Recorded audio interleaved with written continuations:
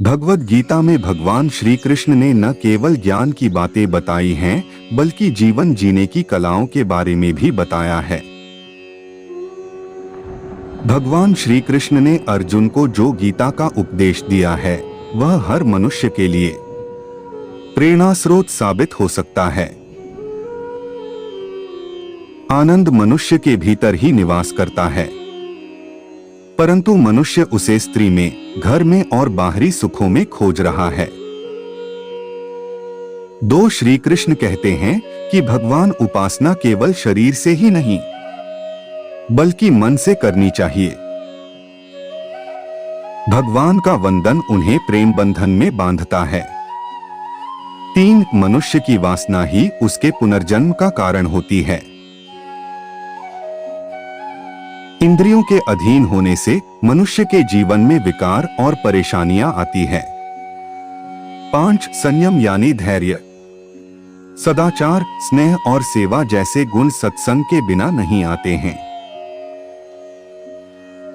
6 श्री कृष्ण कहते हैं कि मनुष्य को वस्त्र बदलने की आवश्यकता नहीं है, आवश्यकता हृदय परिवर्तन की है।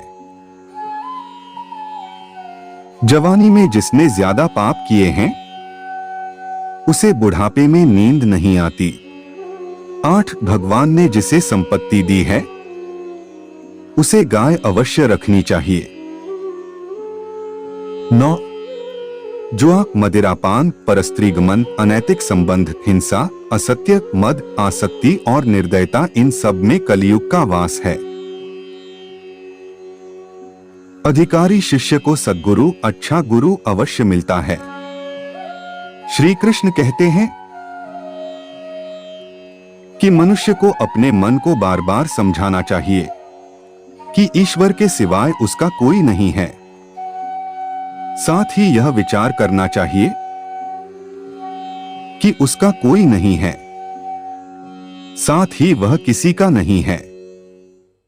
भोग में क्षणिक, क्षण भर के लिए सुख है, साथ ही त्याग में स्थायी आनंद है। श्री कृष्ण कहते हैं कि सत्संग ईश्वर की कृपा से मिलता है, परंतु कुसंगति में पड़ना मनुष्य के अपने ही हाथों में है। लोभ और ममता, किसी से अधिक लगाव पाप के माता पिता हैं, साथ ही लोभ पाप का बाप है। श्री कृष्ण कहते हैं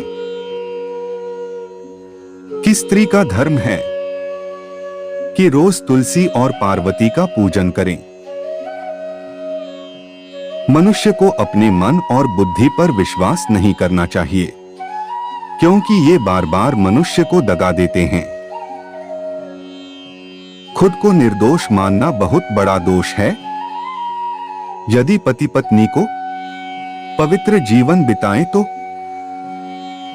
भगवान पुत्र के रूप में उनके घर आने की इच्छा रखते हैं। भगवान इन सभी कसौटियों पर कसकर, जांच परख कर ही मनुष्य को अपनाते हैं।